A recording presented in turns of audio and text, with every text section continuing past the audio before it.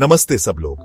आज मैं आपको एक छोटे से विलेज की सैर पर ले चलता हूं, जहां रमेश नाम का एक ईमानदार ग्वाला रहता था।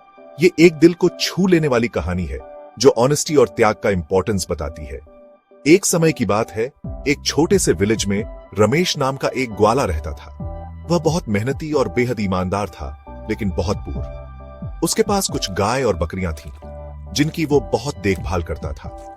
हर दिन वह अपनी गायों को पास के जंगल में चराने ले जाता और पूरी लगन से उनकी देखभाल करता। एक दिन जंगल में अपनी गायों की देखभाल करते समय रमेश ने जमीन पर कुछ चमकता हुआ देखा। जैसे ही वह करीब गया, उसने देखा कि यह एक सोने की अंगूठी थी।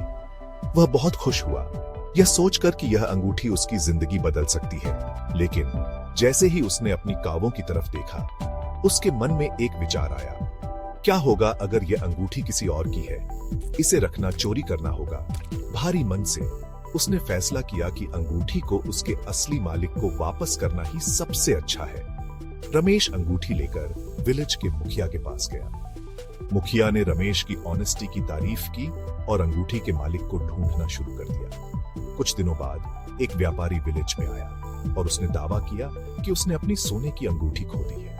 वह व्यापारी व्यापार के लिए बरसों से विलेज आता जाता था। रमेश ने अंगूठी व्यापारी को वापस कर दी, जो बहुत खुश और आभारी हुआ।